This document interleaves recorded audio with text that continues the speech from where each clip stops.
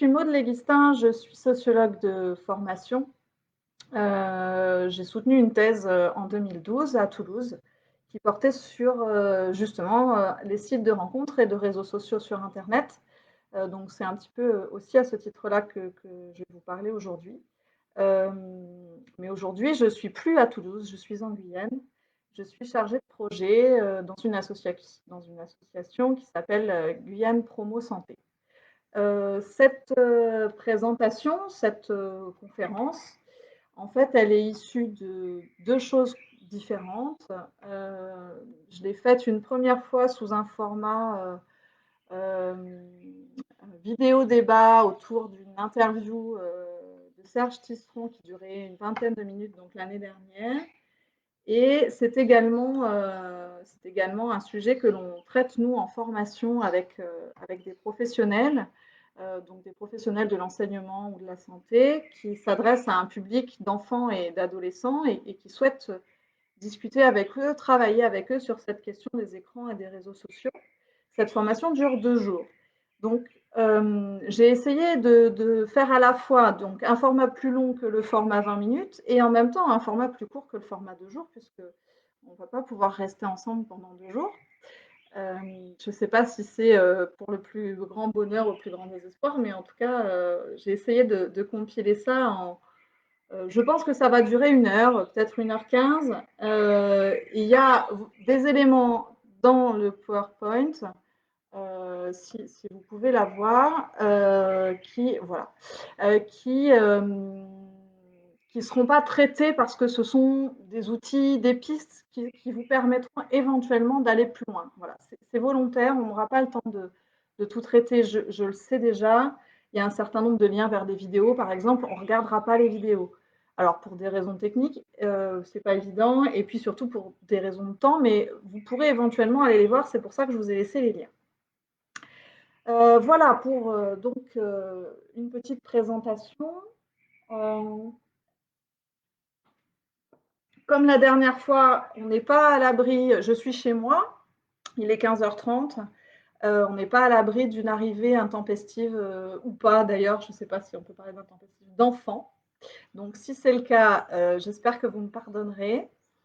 Normalement, je les ai envoyées jouer, donc elles ne devraient pas débarquer à l'improviste, mais la question de l'improviste fait que si elles débarquent, ce sera forcément à l'improviste. Bon, bref. Du coup, je vous préviens aussi, je communique avec elles via l'ancêtre du smartphone et du réseau Wi-Fi, c'est-à-dire un talkie-walkie. Donc, éventuellement, il peut y avoir des sons. J'espère que ça ne fera pas d'interférence. Normalement, c'est qu'en cas d'urgence qu'elle me contacte. Voilà. Bref, voilà pour l'introduction d'usage. Ce dont on va parler aujourd'hui, alors j'ai du coup moi sur le côté le même diaporama que vous si vous allez le voir, donc ça me servira de guide et puis je vous dirai où on en est au fur et à mesure. Donc, la première page, c'était le titre. La deuxième page, c'est la deuxième diapo, hein, c'est celle qui vous présente l'association pour laquelle je travaille et dans laquelle j'ai travaillé aussi à ces questions-là, notamment sur la partie pédagogique. Donc le plan hein, de la présentation d'aujourd'hui, on va essayer de commencer d'abord par questionner les représentations qui circulent autour des réseaux sociaux, mais plus largement hein, des jeux vidéo, des smartphones, des hackers, qui sont finalement des thèmes qui reviennent souvent, qui reviennent beaucoup quand on travaille sur cette question-là des réseaux sociaux, c'est-à-dire que finalement on parle des réseaux sociaux, mais on parle aussi d'Internet, et puis on parle aussi de l'outil téléphone. Donc bon, on va essayer de voir un peu ensemble à la fois quelles sont ces représentations, puisque vous en connaissez peut-être certaines, puisque vous les avez peut-être, et puis peut-être qu'il y en a d'autres que vous avez entendues, mais aussi peut-être les moyens pour affiner un petit peu l'analyse autour de ces représentations. Il y a ensuite une partie sur finalement quel écran pour quel âge, donc c'est-à-dire à la fois quel effet des écrans selon l'âge et puis peut-être quelles recommandations ou quelles préconisations on peut faire. Donc je vais aussi là parler des enfants. Hein. Je sais que dans le titre il est annoncé les jeunes. Mais finalement, les jeunes sont aussi le résultat de ce qu'ils ont vécu dans leur enfance et dans leur toute petite enfance. Donc, j'ai choisi finalement de garder cette partie-là sur l'enfance. Après, on questionnera une partie sur les fake news, théorie du complot et traitement de l'information. Alors, ça, c'est une partie très large, notamment dans celle-là. Je sais qu'il y a des choses qu'on n'aura pas le temps de traiter. Et puis, de toute façon, ça a déjà été traité par ailleurs dans d'autres interventions. Donc, vous pourrez aussi aller voir ces interventions-là qui sont beaucoup plus complètes que ce que j'aurais pu vous dire moi en quelques minutes. Il y a quand même une question qui va être sur laquelle je m'arrêterai un petit peu, c'est vraiment la notion du coup d'identité numérique et d'intimité sur les réseaux sociaux, qui est vraiment en plus un point important, notamment quand on parle d'adolescence. Et enfin, vous avez donc à la fin du PowerPoint les dernières diapos. C'est pour ça qu'il y en a 22, il y en a beaucoup, mais parce qu'il y a plein de liens aussi. Vous avez un certain nombre d'outils. Alors, ça peut être des jeux, ça peut être des sites internet, ça peut être. Voilà, on pourra prendre le temps d'en parler peut-être quelques minutes, ou si vous avez des questions plus spécifiques sur ces outils-là, on pourra en parler. Mais ce sont vraiment, du coup, nous, des outils qu'on propose aux professionnels pour travailler avec les enfants et avec les jeunes. Ça peut aussi, du coup, servir à des parents qui souhaiteraient aborder cette question-là avec leurs propres enfants, ou des grands-parents avec leurs petits-enfants, puisqu'on sait qu'aujourd'hui, les relations sont vraiment intergénérationnelles et c'est tant mieux. Donc voilà pour l'introduction. Je parle vite, je pense. Je pense que c'est aussi un petit peu le démarrage. Il faut que je me lance et que je me sentirai de plus en plus à l'aise au fur et à mesure, même si ce n'est pas la première qu'on fait. Il y a toujours une petite appréhension quand on démarre. Donc, si on passe à la diapo 4, questionner les représentations. Vous allez voir d'ailleurs apparaître un deuxième logo sur cette diapo. Alors, vous me voyez faire des gestes, peut-être, il y a des mouches autour de moi. Ce n'est pas des gestes nerveux. Je suis désolée pour les gestes parasites, en plus, comme je ne me vois pas, il faut vraiment que je fasse attention. Donc, si vous allez sur la diapo 4, vous avez un deuxième logo qui apparaît sur la diapo, qui va apparaître sur les diapos suivantes. C'est un intervenant qui vient avec moi sur les formations qu'on fait sur 2 jours. Donc, il s'appelle David Schaeffer, qui est intervenant, qui est graphiste ici en Guyane. Donc, sa société s'appelle Morpho 3D. Et comme je réutilise une partie de ces supports, il me paraît tout à fait normal de laisser son logo. Voilà. Donc, vous serez peut-être amené à travailler avec lui, on ne sait jamais, si vous venez faire un tour en Guyane. Et puis, maintenant, avec les réseaux sociaux, on ne sait jamais. Donc, voilà, si jamais ces apports vous intéressent, on peut travailler avec ce graphiste.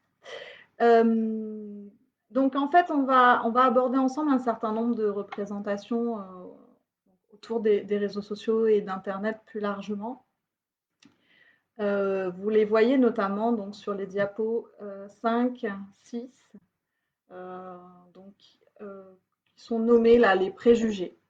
On va en parler un petit peu ensemble. C'est un peu pour introduire aussi tout ce que je vous dirai après sur les recommandations et puis les effets vraiment avérés des écrans et des réseaux sociaux sur les enfants et les jeunes. Peut-être aussi sur nous. Vous pouvez le garder aussi dans un coin de la tête. Ça n'a pas d'impact que sur les enfants et les jeunes. Ça a aussi des impacts sur nous, les adultes. Donc, premier préjugé. Les jeux violents incitent à la violence. Donc, les jeux violents, ce sont les jeux vidéo. Les jeux violents incitent à la violence. Ce sont des choses qu'on entend souvent. On parle aussi d'addiction aux jeux vidéo. On pourra en reparler un petit peu après. Il y a le lien qui est juste à côté sur la diapo. Donc, vous avez une capture d'écran de cette vidéo, les jeux vidéo rendent-ils violents. Et si vous allez voir ensuite cette vidéo qui dure 4 minutes, il y a tout un argumentaire. Alors, c'est très rapide, donc c'est très adapté d'ailleurs à regarder avec des jeunes, qui explique est-ce que les jeux vidéo rendent violents et si oui, ou sinon plutôt, pourquoi est-ce qu'ils ont cette image-là. Donc, il y a tout un argumentaire autour de ça, et notamment parce que, et c'est assez révélateur de tout ce qu'on verra ensuite autour des réseaux sociaux, il y a des idées qui circulent et qui nous font finalement penser le jeu comme étant une entité en lui-même, et alors qu'en fait, il faut le déconstruire pour pouvoir vraiment comprendre l'impact qu'il a sur l'individu qui joue. Donc ça, c'est vraiment ce qui est expliqué pendant ces 4 minutes. Je vous le décline. Premier argument que je retiens de cette vidéo et qui est expliqué, c'est qu'on va confondre l'action virtuelle du jeu vidéo et la réalité. Ça, c'est quelque chose qui arrive fréquemment, et c'est un sujet sur lequel moi j'ai beaucoup discuté dans le cadre de ma thèse. C'est vraiment cette question du virtuel, du réel, et finalement le fait de passer par un écran interposé, ça nous amène vraiment à questionner ce lien entre qu'est-ce qui est vrai, qu'est-ce qui n'est pas vrai, qu'est-ce qui existe mais qu'on ne peut pas toucher matériellement, et qu'est-ce qui n'existe pas. Donc en fait, il y a tout un continuum, et là, on en a un exemple aujourd'hui flagrant, c'est-à-dire que là, moi, non seulement je ne vous vois pas, mais je ne me vois pas vous parler, donc j'ai encore plus l'impression que la dernière fois d'être toute seule chez moi à parler toute seule. Je pense que si quelqu'un arrive là, autour de moi, et me voit parler toute seule à mon ordinateur, il va me prendre pour une cinglée. Alors, de moins en moins, parce qu'après 2 mois de confinement, on a un peu plus expérimenté certains outils, donc peut-être qu'on est habitué à ça. Mais c'est un peu la même chose avec les jeux vidéo. Effectivement, arriver, voir quelqu'un jouer à un jeu vidéo avec de la violence sur un écran, on peut imaginer que cette violence, c'est celle du joueur. Donc, on va confondre la situation matérielle, l'espace physique, et on l'associe à ce qu'on voit sur l'écran ou pas. Et finalement, c'est ça qui va faire un amalgame entre jeu vidéo, violence et joueur. Alors que le joueur n'est pas forcément violent, c'est le jeu qui peut l'être, etc.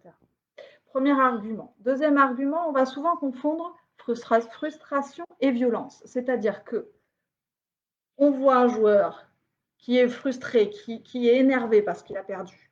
Il peut en jeter sa manette. On va voir aussi des vidéos, hein. Il y a beaucoup de vidéos qui ont circulé là-dessus sur des joueurs qui craquaient complètement, qui même jetaient leur ordinateur par terre. Enfin, il y a eu des vidéos, moi j'ai vu des vidéos qui en devenaient vraiment drôles, en fait, enfin, ou effrayantes ou drôles. Mais en fait, ce n'est pas le jeu qui fait ça, c'est la frustration d'avoir perdu. On peut penser à d'autres espaces où finalement les joueurs aussi vont jeter une raquette, par exemple, une raquette de tennis, violemment. Et donc, ce n'est pas le tennis qui rend violent, c'est la frustration liée au jeu. Et donc, dans ce cas-là, c'est plus la question de la personnalité de la personne que le jeu vidéo en lui-même, ou le tennis. Ça, c'est le deuxième argument. Troisième chose qui va être importante et qui va être importante pour tout ce dont on va parler ensuite. C'est pour ça que je commence par les jeux vidéo, parce que c'est révélateur de beaucoup de choses, de ce qu'on va voir ensuite. L'environnement autour du joueur et du jeu vidéo. Jouer à un jeu vidéo dans le noir, dans sa chambre, seul, ça n'a aucun rapport, aucune commune mesure avec le fait de jouer dans un salon avec les fenêtres ouvertes et des gens qui passent et qui discutent autour. Finalement, ce qui va faire aussi l'impact du jeu du jeu vidéo sur le joueur, c'est aussi l'environnement dans lequel il est. De la même manière, hein, quand on parle des réseaux sociaux, ce qui va aussi créer l'impact de la phrase qui fait mal sur les réseaux sociaux pour un adolescent, c'est en fonction des relations sociales qu'il va avoir en parallèle.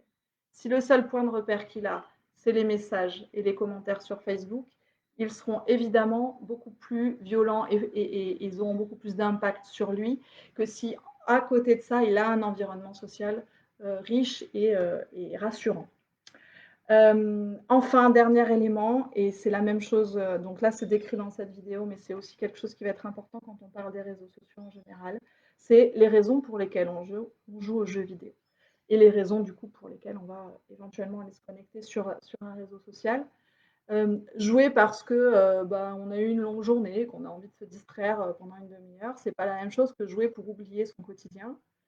C'est pas la même chose que jouer de manière compulsive parce qu'on ne peut pas s'en empêcher, etc., etc.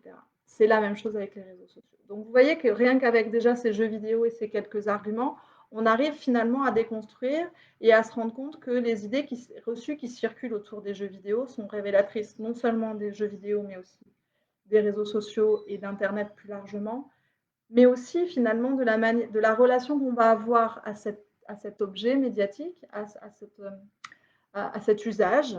Et c'est cet usage-là qu'il faut questionner plus que l'outil en lui-même. Et dans usage, on peut entendre environnement socio-économique de la personne. Donc c'est une introduction qui met beaucoup, beaucoup de choses. Hein. Je sais que j'ai dit beaucoup de choses en très peu de temps. Je vais reprendre un peu ces points-là au fur et à mesure. Et normalement, enfin, mon objectif en tout cas avec vous, c'est que petit à petit, on arrive à un peu détricoter tout ça pour que vous y voyez un petit peu plus clair. Si je continue de regarder cette diapo, il y a aussi des préjugés autour des hackers. Alors ça, c'est pareil, ça va amener une nouvelle dimension hein, dans la question des réseaux sociaux. Mais les hackers font peur, on a très peur des hackers. Je vous envoie, alors je ne vais pas spoiler la vidéo, donc je ne vais pas en parler plus que ça. Mais regardez les premières minutes de la vidéo et du lien que je vous ai mis sur la diapo tout à l'heure, ou demain, ou plus tard. Et vous verrez que cette image du hacker, elle est à discuter, elle est à questionner. Un hacker, c'est un pirate. Et en fait, un pirate va pirater pour différentes raisons. Et finalement, les pirates les plus... on en parle, hein, c'est d'actualité. Hein. Les pirates, ceux qui ont accès au plus de données ou qui souhaitent avoir le plus de données sur nous, ce ne sont pas forcément les pirates cachés, masqués, mais peut-être ceux qui le font d'une autre manière. Je laisse ouvert volontairement, je ne réponds pas à cette question, je sais, hein, je crée peut-être de la frustration, j'en suis désolée. Deuxième chose, alors je passe à la diapo, troisième chose, je passe à la diapo numéro 6. Autre préjugé autour des réseaux sociaux qu'on va essayer de discuter ensemble, la question de la désociabilisation. Donc en fait, vous avez une petite phrase dessous hein, qui explicite ce que j'entends par désociabilisation. Les enfants, les adolescents notamment, mais parfois les adultes aussi, ne pensent qu'à jouer avec leur téléphone, ne pensent qu'à ça, sont scotchés dessus tout le temps, il n'y a plus de discussion à table, tout le monde est sur son téléphone, ça enlève les liens qu'il peut y avoir entre les êtres humains. Effectivement, hein, ça c'est des choses qu'on entend beaucoup. Le lien que vous avez en parallèle, c'est une chanson de soprano. Peut-être que vous la connaissez, sinon allez l'écouter. Les adolescents la connaissent. Alors, elle a quelques années hein, maintenant, donc vous pouvez la faire réécouter à des adolescents ou à des jeunes, à des préadolescents ou des grands enfants qui pourront en discuter ensuite avec vous. Mais cette chanson parle de à quel point finalement notre téléphone devient un prolongement de nous-mêmes de manière très familière. C'est très sympa. Hein, elle rentre un petit peu dans la tête par contre, attention. Donc la question de la désociabilisation avec les téléphones, avec les outils, c'est vrai qu'on a remarqué que depuis un certain nombre d'années, le téléphone prenait de plus en plus de place hein, dans nos vies. Je ne peux pas vous dire le contraire, de toute façon. Moi-même, j'ai mon téléphone avec moi tout le temps et j'ai plus de montre. J'ai plus d'agenda. Alors j'en ai récupéré un depuis peu. Bon, cette année, pour l'instant, il n'a pas beaucoup servi, mais voilà, j'ai presque plus d'agenda papier. Qu'est-ce que je n'ai plus bon, vous pouvez imaginer vous aussi tout ce que vous n'avez plus ou tout ce que vous, au contraire, luttez pour conserver. C'est vrai que le smartphone a vraiment changé la donne. Alors, du coup, c'est là que moi, ce qui a été compliqué, notamment moi, quand j'ai fait ma thèse, hein, c'est que j'ai fini ma thèse en 2012 et en fait, le smartphone n'avait pas encore autant de place. C'est-à-dire que c'est pas si vieux que ça, mais c'est déjà vieux. Rappelez-vous, pour les plus âgés d'entre nous, les smartphones avant 2013-14 n'avaient pas une très très grande place hein, dans nos vies. Ça s'est décuplé entre 2010 et 2014. Donc, quand j'ai soutenu ma thèse, c'était les débuts. Il n'avait pas encore autant de place. Donc, on pouvait vraiment parler de temps connecté à Internet, puisqu'il fallait se connecter à un ordinateur. Et il y avait ensuite les temps dans la vie matérielle, ce qui n'est plus le cas aujourd'hui. Le monde matériel coexiste avec le monde numérique. Donc ça questionne vraiment beaucoup nos relations sociales. Et il n'est pas rare de communiquer via un téléphone avec quelqu'un qui est présent. Enfin, voilà, c'est des choses assez paradoxales qui arrivent. Et cette chanson en parle un petit peu. Et cette tension qui peut exister du coup entre outils qui permet donc ce mélange des vies matérielles et des vies connectées va vraiment nous amener à devoir rationaliser et réfléchir notre rapport à Internet et aux réseaux sociaux. Donc, on en reparlera et puis je vous proposerai peut-être des outils pour travailler là-dessus avec les plus jeunes notamment. Les réseaux sociaux sont néfastes, ils peuvent l'être. Je ne vais pas vous dire qu'ils ne le sont pas. Par contre, je préciserai le préjugé en disant qu'ils peuvent l'être si on ne sait pas les utiliser. De la même manière que la voie publique peut être dangereuse. La rue est un espace dangereux si on n'en connaît pas les règles et les codes. Et ben, les réseaux sociaux, c'est la même chose. La vidéo que je vous ai mis à côté, le lien, c'est un YouTuber plutôt apprécié des moins de 20 ans, moins de 25 peut-être maintenant aujourd'hui, qui propose une vidéo sur comment finalement protéger sa vie privée sur les réseaux sociaux. Je ne vais pas développer plus que ça, parce que j'ai d'autres choses à vous dire, mais il décrit en 6 points quels sont les points importants à se rappeler pour pouvoir protéger sa vie privée sur les réseaux sociaux. Donc, n'hésitez pas à aller la voir et puis à la voir peut-être aussi avec, si vous voulez accompagner des personnes là-dedans, à le voir avec eux. Il s'appelle, donc c'est le rire jaune, peut-être que vous connaissiez d'ailleurs déjà ces vidéos.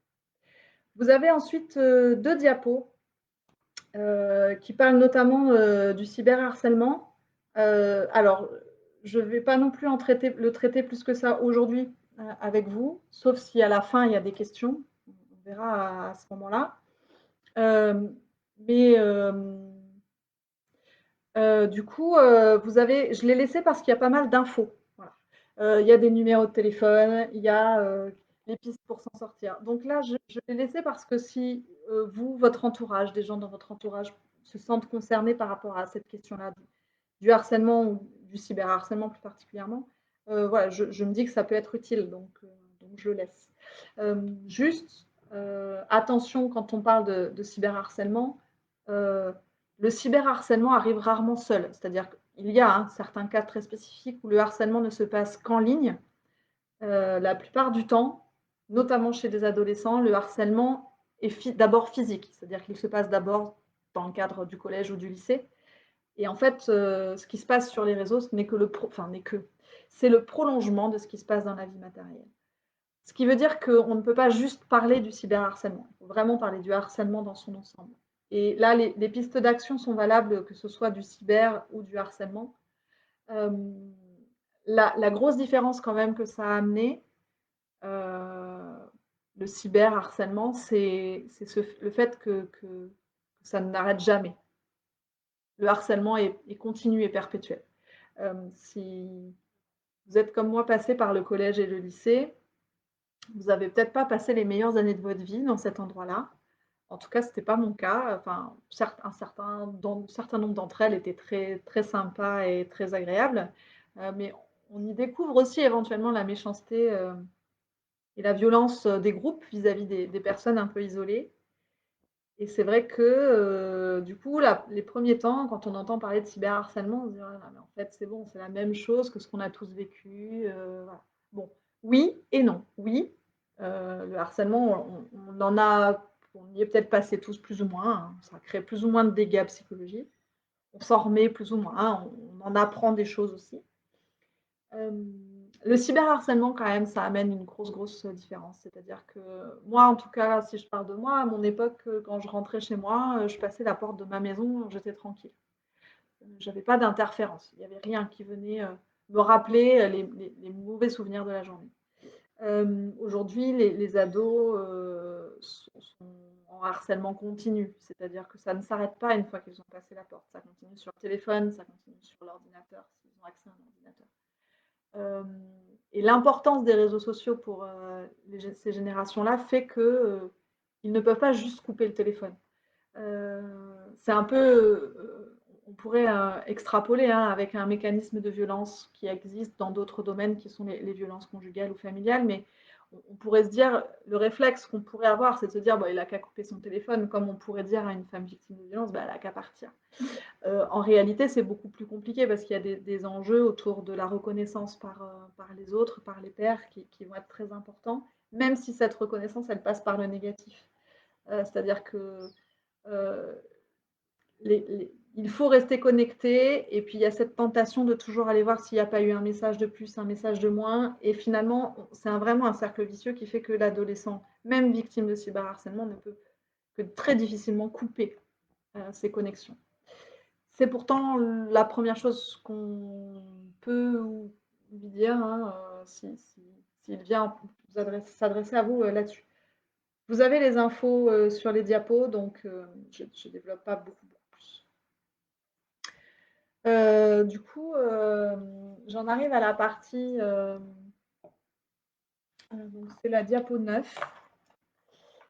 Je vais vraiment commencer à reprendre un peu certains des éléments qu'on a vus ensemble. C'était important pour moi de parler de ces points-là, parce que ça balaye un peu large, et on va maintenant rentrer petit à petit au cœur du sujet. J'en profite de ce changement de partie pour regarder les commentaires. Donc oui, voilà, le cyberharcèlement continue à l'intérieur de la maison et de la chambre, hein, c'est vraiment la différence. Et c'est vraiment très très important cette différence. Il ne faut pas la minimiser. Donc il y a des bonsoirs. Bonsoir Emmanuel. Bonsoir Brigitte. Bonsoir Pat. Je raccourcis le. Bonsoir Conil. J'ai vu Jean-François aussi. Bonsoir. Alors, je vous dis bonsoir, il est 16h, mais bon, bonsoir quand même. Et bonjour. On dit 16h à partir de 13h en Guyane. Donc, pas de questions à ce stade. Donc, je continue. Ça doit vouloir dire que tout va bien. En même temps, je vous ai assez peu proposé de vous mettre des questions, mais j'en profite pour vous le dire. Hein. S'il y a vraiment un truc, à un moment donné, où vous dites non, mais là, je ne comprends pas du tout de quoi elle me parle, je ne vais pas pouvoir poursuivre cette conférence parce que je ne comprends plus ce qu'elle dit. Bon, bah, vous posez la question et puis je prendrai des petits moments comme ça pour regarder. Si vous suivez sur le PowerPoint, j'en suis donc à la diapo 9. Et là, alors, vous avez donc, une image de ce document que vous devez voir. Si jamais vous n'êtes pas sur la diapo. C'est une synthèse d'un documentaire qui reprend des recherches qui ont été faites à la fois aux États-Unis et en France autour des effets finalement de l'exposition aux écrans chez les plus jeunes. Donc, elle est accessible en ligne et si vous voulez la retrouver, je vous ai mis le lien. Et si vous n'avez pas envie de tout lire, je vais vous en donner quelques éléments maintenant. Cette synthèse documentaire a l'avantage du coup de rassembler toutes les recherches qui ont été faites, enfin plusieurs recherches qui ont été faites partout. Donc, merci Emmanuel de me rassurer si tout va bien, c'est super. Je suis contente d'avoir des interactions. Donc, du coup, la synthèse documentaire, ça permet de rassembler un certain nombre de résultats qui ont été faits par tous, sans avoir à tous fader, donc c'est pas mal. Et puis, elle est relativement récente, elle date de 2018, donc on peut dire que quand même les résultats sont plutôt récents. Alors, il faut déjà, quand on parle d'exposition aux écrans, distinguer des tranches d'âge. Il y a vraiment des tranches d'âge sur lesquelles on va avoir des résultats et puis des recommandations complètement différentes. Première chose, donc première tranche d'âge, c'est de 0, donc de la naissance, jusqu'à 18-24 mois. Les chercheurs ne sont pas tous d'accord sur la fourchette. Ça va aussi un peu dépendre des enfants. Hein. Vous le savez, tous les enfants n'évoluent pas non plus au même rythme. Mais voilà, on a quand même cette idée que, et c'est repris hein, par beaucoup de chercheurs, certains vont même jusqu'à 3 ans. On dit que avant 2 ans ou avant 3 ans, les écrans ne servent à rien. Donc, première chose à retenir, avant 3 ans, un écran, ça ne sert à rien, quel que soit le contenu. Ça n'apporte rien à l'enfant. Là où ça peut apporter, c'est aux parents, éventuellement. Un temps de pause. il ne faut pas non plus se leurrer, en tant que parent, on peut avoir besoin, par moment, de souffler. L'écran reste hyper pratique. Sachez donc juste qu'avant 3 ans, ça n'apporte rien à votre enfant. Donc vous ne pouvez même pas vous déculpabiliser en vous disant: «Oui, mais il regarde des programmes éducatifs». Alors, il vaut mieux des programmes éducatifs que des images, violentes, parce que là, ça va créer des conséquences négatives. Mais même le programme le plus éducatif, le plus adapté, qui vous est vendu comme étant, adapté aux, moins de 3 ans, les études montrent que ça ne sert à rien. Ce que ça peut produire par contre, c'est des effets négatifs. Donc première chose, si le programme n'est pas adapté, évidemment ça peut avoir des effets extrêmement négatifs. Deuxième chose, le temps qui est passé devant l'écran est du temps qui n'est pas passé à apprendre et du temps qui n'est pas passé à être en relation. Donc finalement, c'est du temps volé. Donc plus un enfant de moins de 3 ans, moins de 2 ans, moins de 3 ans, plus ce temps est passé devant l'écran, moins finalement c'est du temps perdu pour d'autres choses. Donc là, évidemment, vous allez vous dire: «Ah ouais, mais alors du coup, c'est quoi la limite?» et cetera. Les études, enfin peut-être vous vous dites pas ça, mais je vais imaginer que vous dites ça. Les études montrent que, jusqu'à 1 heure par jour, il n'y a pas d'effet vraiment, marquant sur les apprentissages de l'enfant. Plus d'1 heure par jour, on va vraiment commencer à parler de surexposition et là, on va commencer à voir des effets sur, les aspects cognitifs et développementaux de l'enfant, notamment par rapport au langage et à la communication et par rapport à l'attention et à la concentration. En fait, le langage pour l'être humain, hein, ça s'apprend, par imitation et ça s'apprend aussi dans la relation émotionnelle et affective. Donc un enfant qui regarde un écran, il va effectivement, voir des gens parler, mais n'étant pas en relation affective, il ne va pas pouvoir interpréter l'émotion et le sens qui va avec ce mot. Donc, hem, le il faut absolument qu'il y ait un lien, une relation affective et une interaction, au moins visuelle, pour les enfants qui voient du coup, mais sinon, auditive ou sensorielle. En tout cas, il faut quelque chose de sensoriel pour pouvoir apprendre le langage. Donc du coup, merci pour ta question Emmanuel autour des écrans actifs, pour des conversations avec les grands-parents. Ça répond en fait à ce que je dis, c'est-à-dire que s'il y a une stimulation, visuelle, si l'enfant n'est pas seul face à l'écran, mais qu'il a son parent ou un adulte, tuteur à côté qui, finalement facilite aussi l'échange et s'il y a une relation qui se crée, dans ce cas-là, l'écran n'est que le support, il n'est pas la fin en soi et à partir de là, le contenu finalement, c'est la relation. Et donc, ça a un effet positif parce que la relation est maintenue. Par contre, l'enfant seul devant son écran, ça ne lui apporte rien. Voire, ça va l'empêcher d'apprendre à parler. Ça va aussi lui donner des troubles de la concentration puisque l'écran et les programmes visuels sur écran sont très stimulants. Et donc, s'il ne retrouve pas la même stimulation en parallèle, il va s'ennuyer très rapidement. Une amie, prof des écoles m'avait dit un jour: «Si tu veux, rendre service à la prof des écoles de tes filles, pas d'écran ou de dessin animé avant l'école. Une maîtresse, elle ne peut pas lutter face à Dora l'exploratrice». Donc malgré tout l'intérêt du programme, la maîtresse ne peut pas lutter face à un dessin animé ou les Teletubbies. Je ne sais pas si ça existe encore les Teletubbies.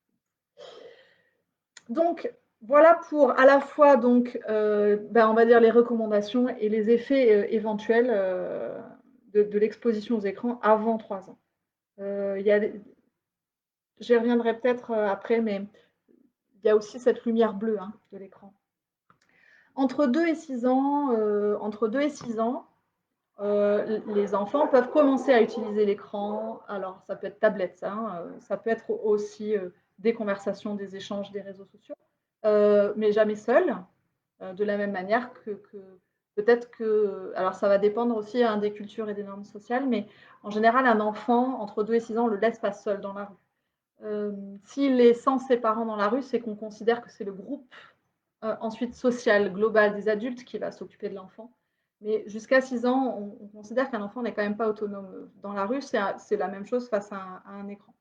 Il peut y avoir des programmes intéressants, mais en fait, ces programmes, ces contenus, vont être intéressants parce que le parent ou l'adulte est avec lui et finalement, c'est comme on va utiliser un jeu de cartes ou on va utiliser un livre ou on va utiliser, une musique, et finalement l'écran n'est que le moyen. C'est encore une fois pas une fin en soi. Donc c'est vraiment la relation avec l'adulte, celui qui fait apprendre, qui va faire que l'enfant va y trouver quelque chose. Sinon, on va retrouver les mêmes effets que les enfants de moins de 3 ans. Euh, donc trouble du langage et de la communication, trouble de l'attention. Les effets, donc pareil, là, je crois que le volume horaire est le même, hein, jusqu'à 6 ans. C'est 1 heure par jour, c'est quand même un seuil. Alors, les experts hésitent entre 30 minutes et 1 heure, mais plus d'1 heure, on sait qu'on vole du temps à l'enfant, de nouveau. Ça ne veut pas dire que plus d'1 heure, il va forcément y avoir des conséquences négatives. Ça veut dire que plus d'1 heure, on commence vraiment à voler du temps à l'enfant sur d'autres apprentissages. Donc de 2 à 6 ans, oui, pourquoi pas, mais voilà, en moyen de faire quelque chose avec cet enfant.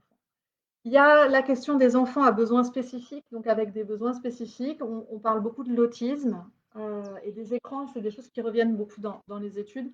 Il y a un lien entre autisme et usage des écrans. Sauf qu'on ne sait pas lequel est la cause et lequel est la conséquence.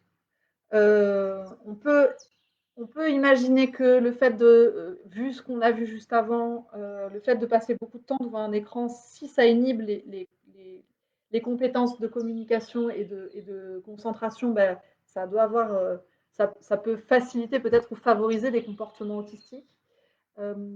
Mais on peut aussi imaginer que avoir un enfant autiste à la maison fait que on a peut-être aussi plus tendance à essayer de l'aider à se canaliser avec un écran puisque ça fonctionne plutôt bien.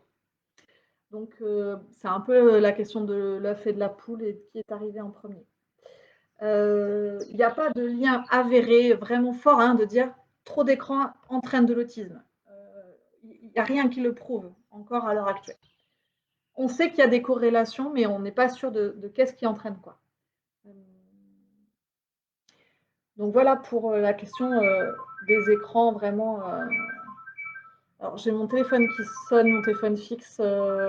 J'espère que vous ne l'entendez pas vous et que ça ne vous dérange pas. Sinon, je m'excuse et ça ne devrait pas durer trop longtemps. Les effets de la surexposition, donc j'ai parlé un peu là déjà des effets cognitifs et développementaux, donc pour les enfants de moins de 6 ans, qu'on peut éventuellement retrouver aussi après, qui vont avoir des conséquences sur la suite. Il y a aussi les effets, et là on va les retrouver vraiment des enfants jusqu'aux adolescents, psychologiques et comportementaux. Le temps passé devant l'écran, encore une fois, alors écran, je rappelle, hein, c'est vraiment réseaux sociaux, téléphone, jeux. Candy Crush est un jeu vidéo, c'est WhatsApp, c'est la télé hein, aussi. Ça fait partie de tout ce qu'on appelle écran. Et si là, effectivement, la conférence porte sur les réseaux sociaux plus particulièrement, j'élargis parce que quand on parle, enfin voilà, en fait, les réseaux sociaux, ce n'est qu'une partie de tous ces usages-là, et les effets, il y en a qui sont similaires à tous. Donc je parle de tous avant de spécifier les réseaux sociaux. Je vois qu'il est déjà 4h15. Donc les effets de la surexposition au niveau psychologique et comportementaux, on repère, alors ça va notamment le cas chez les adolescents, mais et donc là, on va plus spécifiquement parler des réseaux sociaux, de la victimisation. Un comportement de mise en danger et de se sentir victime beaucoup plus facilement. Donc ça, c'est les études qui le montrent, toujours cette synthèse documentaire de 2018. De l'agressivité, éventuellement, Mais on est encore une fois sur de la surexposition, hein, pas sur une exposition normale, qui serait notamment liée, alors du coup, encore une fois, comme on en a parlé avec les jeux vidéo, vous vous rappelez, c'était il n'y a pas longtemps, l'agressivité n'est pas liée à l'écran lui-même, mais à la frustration que ça peut engendrer, en fait. Voilà. Donc, c'est pas l'écran en lui-même qui est fautif, c'est l'effet sur l'individu et la manière dont ensuite l'individu arrive à gérer ou pas ses émotions. L'isolement, la dépendance, on parlera peut-être un petit peu d'addiction à un moment donné et d'addiction comportementale. Et il y a un point sur lequel je veux m'arrêter une minute, c'est les effets physiologiques de la surexposition qui dépendent donc qui vont avoir beaucoup d'impact, notamment en fonction de l'heure à laquelle on utilise ces écrans.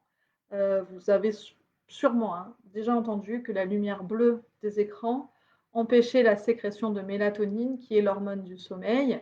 Et donc, regarder un écran et notamment une tablette, un téléphone ou un ordinateur qui diffuse de la lumière bleue empêche empêche le sommeil. C'est vrai chez les adultes, mais j'ai envie de dire, on prend nous aussi la responsabilité de nos actes, mais c'est bon à savoir. C'est très vrai aussi chez les adolescents et encore plus donc chez les enfants. Donc attention à l'heure à laquelle on utilise les écrans. Encore une fois, je ne veux pas diaboliser l'écran. La question, c'est bien de comment les utiliser pour que ça se passe le mieux possible pour tout le monde. Ça crée de la sédentarité, de l'obésité. Alors, sédentarité parce que le fait de rester assis devant un écran, effectivement, on a tendance à être passif. Et là, du coup, j'inclus la télévision, contrairement à la lumière bleue. En général, pas de lumière bleue sur les télévisions, en tout cas de ce dont je me rappelle. Par contre, la télécom, Internet, crée de la sédentarité, de l'obésité. Alors, pas directement, évidemment, encore une fois, mais ça a un effet, on oublie le temps qui passe, donc on ne se rend pas compte en fait du temps qu'on a passé devant. On a tendance, quand on est devant un écran, à grignoter sans se rendre compte de ce qu'on mange. Et donc la sensation de satiété n'arrive pas. Et puis bah, à manger des choses faciles. Sans oublier l'influence de la publicité sur les plus jeunes d'entre nous.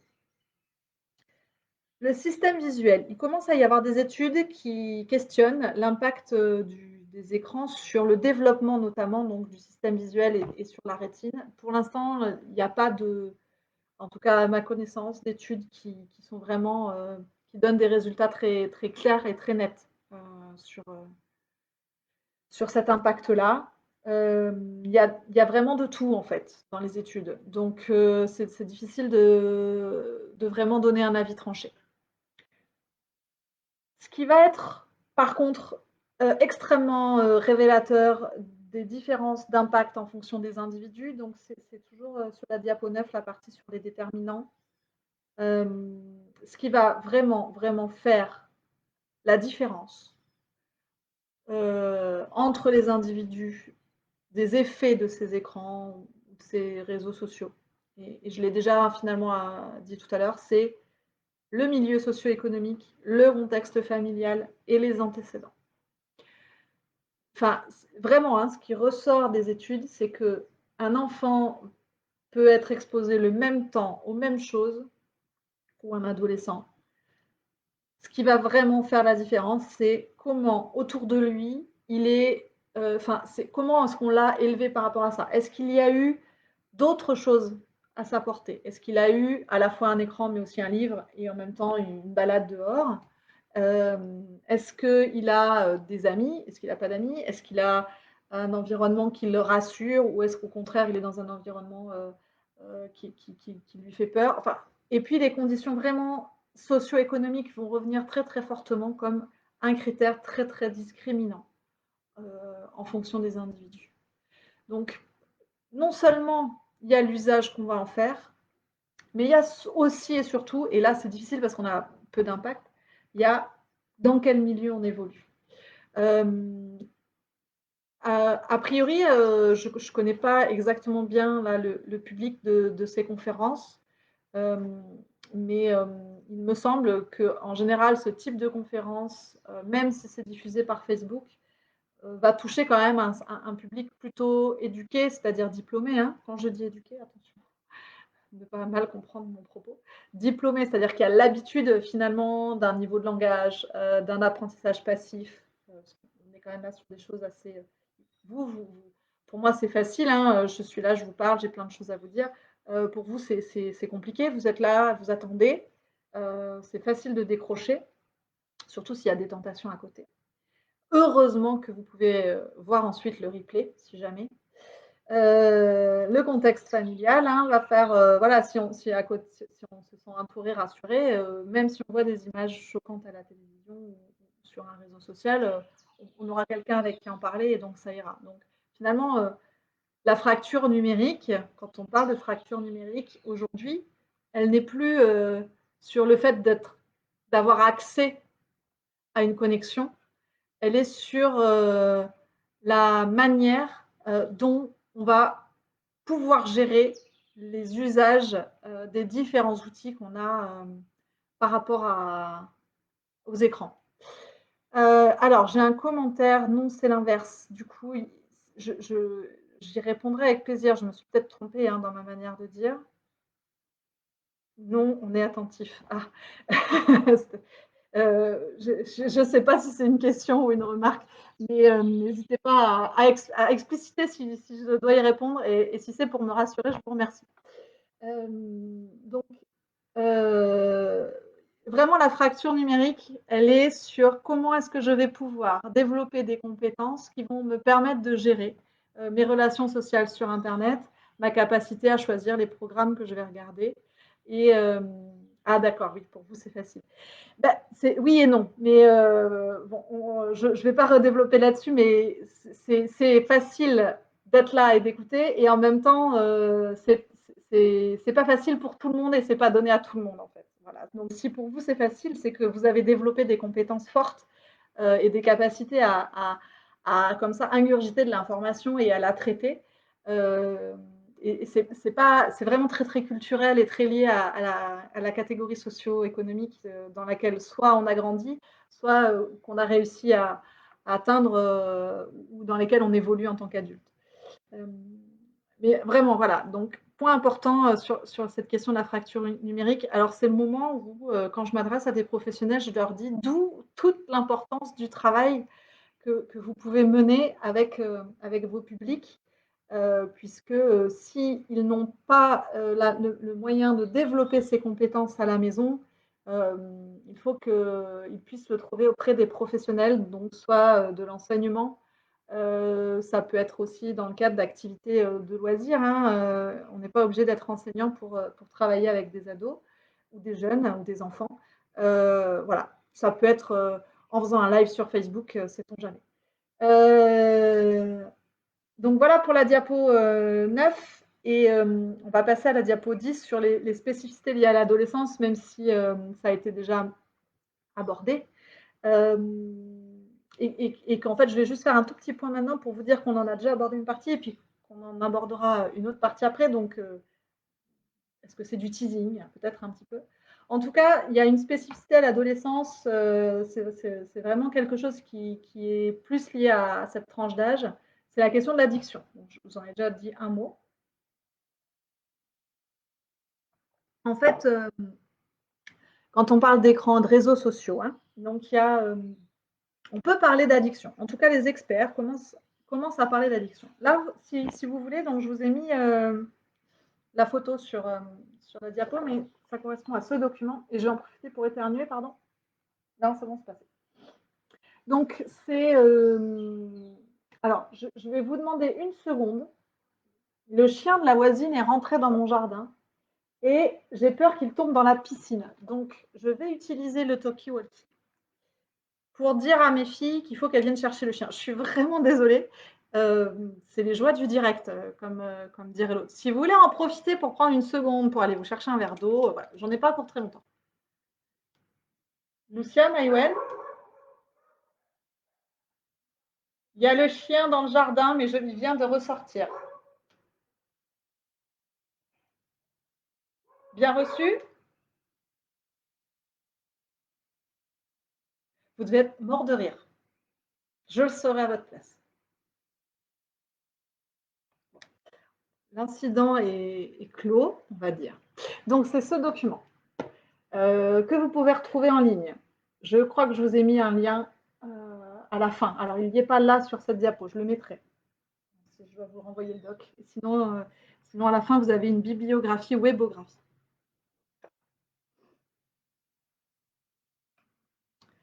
L'addiction. L'addiction comportementale, c'est spécifique. C'est donc une addiction sans substance.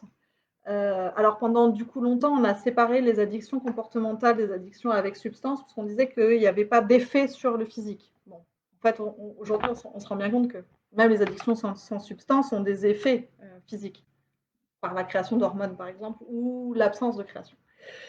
En tout cas, ce qui va vraiment définir l'addiction comportementale, c'est l'échec répété à contrôler. Donc, c'est-à-dire, je veux passer moins de temps sur mon téléphone à jouer à Candy Crush. Tous les matins, je me dis, aujourd'hui, je passerai moins de temps. Tous les soirs, je me rends compte que j'y ai passé autant de temps que d'habitude, voire plus.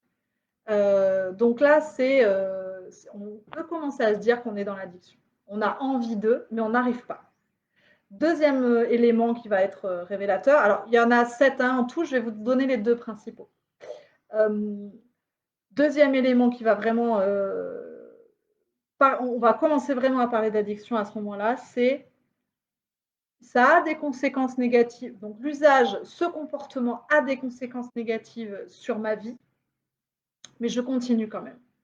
Je m'endors en cours parce que j'ai passé toute la nuit à chatter sur mon téléphone. Mais je continue à chatter toute la nuit sur mon téléphone. Je vois bien que ça a des conséquences sur ma vie, mais je continue quand même. Donc ces 2 éléments sont vraiment des éléments qui font qu'on va pouvoir parler d'addiction. Donc à l'adolescence, il y a, alors je ne vais pas non plus développer, mais il y a un remaniement du cerveau.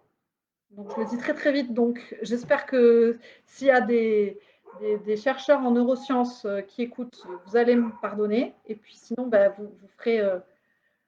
vous ferez le complément. Et je souris parce que je viens de lire le message de Jean-François sur le moment où mes filles viendraient perturber la conf. Ben voilà, c'est pas les filles, c'est les chiens. Mais c'est le chien. Bon bref, donc oui, ça allait forcément arriver. Donc du coup, l'adolescence est un moment où il y a vraiment tous les chemins finalement neurologiques vont se refaire dans le cerveau de l'adolescent, et donc c'est un moment particulièrement où ils sont particulièrement vulnérables. Et donc sujet aux addictions. Voilà, alors je le dis vite. Donc, voilà. Vous pouvez développer ce point-là par ailleurs si vous le souhaitez. Il y a certains éléments là dans les documents que je vous ai donnés. En tout cas, ce qui est sûr, c'est que les réseaux sociaux et beaucoup de... Donc voilà, épisode 2, mes filles me parlent sur le talkie-walkie. Non, c'est pas fini ma conférence, mais il y avait le chien de Wana dans le jardin. Je reprends ma conférence. Et donc, c'est la vraie vie. Oui, c'est la vraie vie. Donc oui, les réseaux sociaux. Les jeux, les écrans en général, donc ça peut être les films, les séries, etc. On sait maintenant aussi qu'il y a des gens derrière qui ont tout intérêt à ce qu'on reste connecté. Ça, c'est comme l'a dit Jean-François dans une autre conférence, c'est du temps de cerveau disponible. C'est extrêmement riche et porteur pour un certain nombre de groupes. D'ailleurs, il ne faut pas se leurrer, toutes les applications gratuites ne sont gratuites qu'en apparence. Elles sont gratuites, c'est-à-dire qu'elles ne nous coûtent pas d'argent, mais on leur donne beaucoup d'autres choses qui les rendent finalement payantes. En tout cas, adolescence, plus réseau social, plus écran, etc., fait que l'addiction comportementale peut arriver assez rapidement. Donc, il y a vraiment un rôle à jouer là de la part des adultes de vigilance par rapport à ça. La plupart des adolescents arrivent à gérer plutôt bien. C'est ce qui est dit dans cette enquête. Alors, je ne vous ai pas redonné sa date. Elle date du 9 avril 2019. Donc, elle est quand même relativement récente. Et elle a été émise par des académies, donc Académie des sciences, Académie nationale de médecine, Académie des technologies. Et elle reprend aussi un certain nombre d'études et, et compile donc un certain nombre d'informations. J'ai perdu mon fil. J'ai perdu mon fil. Ah oui, la plupart des adolescents arrivent à gérer parce qu'ils ont été dans un environnement qui leur a appris, parce que, comme je vous le disais tout à l'heure, ils ont d'autres choses finalement qui les tentent davantage que le fait de rester devant leur écran. Mais il y a quand même une minorité qui va éventuellement tomber dans quelque chose de pathologique. Et dans ce cas-là, les conséquences, elles peuvent être très très graves. Et c'est cette minorité-là dont on entend beaucoup parler. Bon, comme souvent, on entend plus parler des choses qui vont mal que des choses qui vont bien. On entend plus parler des échecs que des réussites, etc., etc. Les mauvaises nouvelles, tout ça, tout ça. Je ne vais pas vous refaire le film, vous le connaissez aussi bien que moi, peut-être même mieux. Donc, effectivement, attention, mais en même temps, pas de psychose. La plupart s'en sortent plutôt bien et les réseaux sociaux peuvent être vraiment un espace d'apprentissage très, très riche. Euh, on va le développer juste après. Juste après. Juste pour vous dire qu'il y a des corrélations, donc c'est la suite, c'est un peu ce que j'étais en train de dire. Il y a des corrélations entre le mal-être et le temps passé sur les écrans. Mais encore une fois, est-ce l'écran qui crée le mal-être ou est-ce que c'est parce que l'adolescent se sent mal qu'il passe du temps devant les écrans? Ça, c'est une question qui doit nous guider en permanence quand on a affaire à des adolescents, quand on travaille avec eux, ou même soi-même hein, en tant que personne, ou si on a des adultes même qui sont dans une utilisation ou dans un rapport aux réseaux sociaux ou aux écrans qui nous semble quand même un peu problématique. Bon, déjà, c'est les deux questions. Hein, c'est échec répété de contrôler et poursuite malgré les conséquences négatives. S'il y a les deux, on peut se dire, OK, qu'est-ce qui fait que cette personne va sur les réseaux sociaux? Est-ce que c'est un moyen de s'oublier, de se créer une nouvelle image? Pourquoi est-ce qu'on a ce besoin-là? Est-ce que c'est juste parce qu'on a envie de s'amuser, comme on va se déguiser une fois par an au carnaval? Une fois par an en Guyane, le carnaval, ça dure 2 mois. Donc, vous voyez que... Et on ne parle pourtant pas de pathologie. Donc, c'est des choses qui peuvent être utilisées de manière tout à fait saine, ou en tout cas, ça va se dérouler sans trop d'anicroche dans la vie d'une personne. Pour certains, ça va devenir problématique, et dans ce cas-là, ce n'est pas l'outil qu'il faut accabler, mais bien qu'est-ce qui fait que cette personne, elle rentre dans cette relation-là à l'outil. On en a parlé à propos... alors, j'essaie de vous trouver un exemple, j'en ai plusieurs qui se croisent en même temps dans ma tête. Peut-être le plus... oui, il y en a un qui circule en ce moment, mais peut-être que ça va plus amener d'ambiguïté qu'autre chose. C'est la question c'est le parallèle qui est fait entre le jardinage et la sexualité. Alors, du coup, dit comme ça, vous me dites, mais de quoi elle me raconte? Qu'est-ce qu'elle me cause? Ce dont je vous parle, c'est d'une image qui circule, que j'ai vue moi sur WhatsApp circuler. On voit... alors, j'essaie de bien reprendre la phrase. C'est en rapport avec le viol.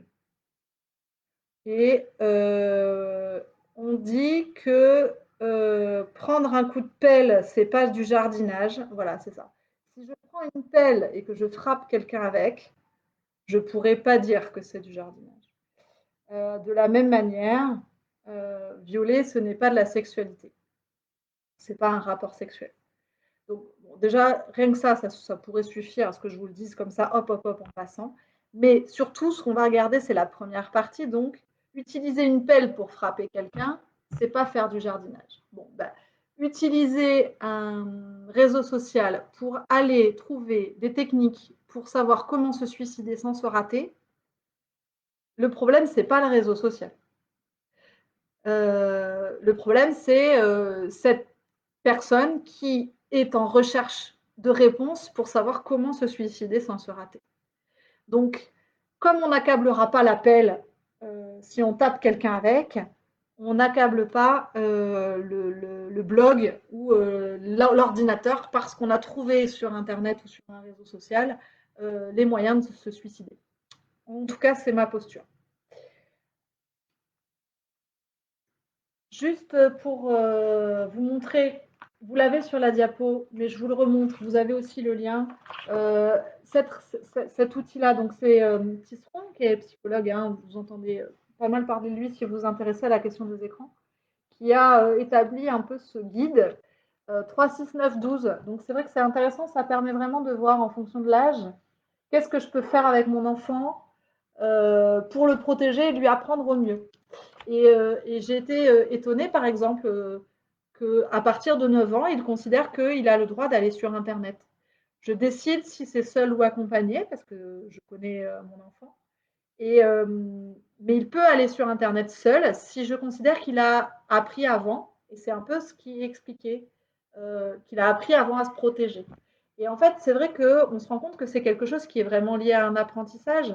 Et oui, à 12 ans, on peut surfer seul sur la toile, mais à condition qu'on ait eu finalement avant tous les apprentissages. De la même manière qu'on va laisser son enfant aller à l'école en vélo, ou son collégien aller à l'école en vélo, mais avant ça, il aura appris à utiliser son vélo, il aura appris les règles du code de la route, il aura peut-être appris quelques numéros de téléphone pour pouvoir appeler en cas d'urgence. Ben, c'est la même chose en fait avec un réseau social. On ne laisse pas un enfant ou un adolescent aller sur un réseau social s'il n'a pas un minimum appris les codes. Sinon, il va les apprendre. Alors peut-être de manière violente du coup. Voilà, c'est un peu le risque.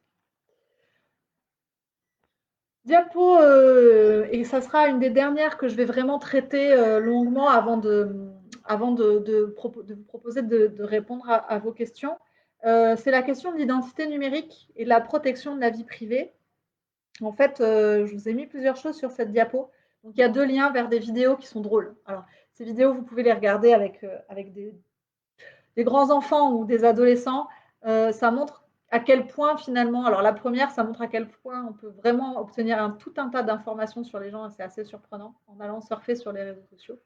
La deuxième, c'est et si votre boulanger vous demandait les mêmes choses que l'appli gratuite que vous utilisez tous les jours, comment vous réagiriez? Et c'est assez rigolo.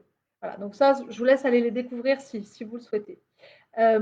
Vous avez une image, donc c'est la page de garde d'un roman graphique qui parle d'une enquête qui a été menée, donc une enquête journalistique et notamment via Internet. Donc là, de la même manière, si vous voulez la lire, c'est intéressant. Et je vous ai mis 2 liens vers des articles qui illustrent le propos dont je vais parler maintenant. Donc c'est cette question de la vie privée et est-ce que c'est un problème de vieux con ou de petit con?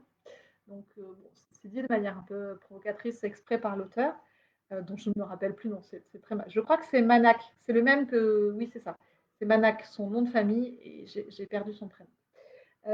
Et en fait, cet article, qui a quelques années, hein, il date de, il doit dater de 2010 maintenant, 2011 peut-être. Et il explique que finalement, cette question de la vie privée sur Internet, et donc sur les réseaux sociaux, c'est vraiment une question de point de vue. En fait, il y a 2 éléments hein, dans son article. Il y a le premier qui dit, mais en fait, il y a une génération qui a très très peur de révéler sa vie privée parce qu'elle a vu quelles conséquences ça pouvait avoir. Mais pour les autres qui sont nés à une époque où les parents les prenaient en photo et montraient les photos à tout le monde, finalement, la vie privée, pour eux, ça n'existe plus. Ça, c'est déjà la première chose. Et la deuxième chose qui va être aussi très importante, c'est la vie privée et la vie intime, c'est pas la même pour tout le monde. C'est-à-dire que moi, ma vie privée en tant qu'adulte, c'est ma vie familiale. C'est mes relations avec mon conjoint, mes enfants. Mais pour un adolescent, sa vie privée et sa vie intime, ben en fait, c'est ses relations avec ses amis. Et donc, le fait de diffuser des informations sur les réseaux sociaux à ses amis, il est pour lui sur le fait de rester dans du privé. Donc, quand il diffuse des informations sur les réseaux sociaux, il protège sa vie privée et il la protège de ses parents.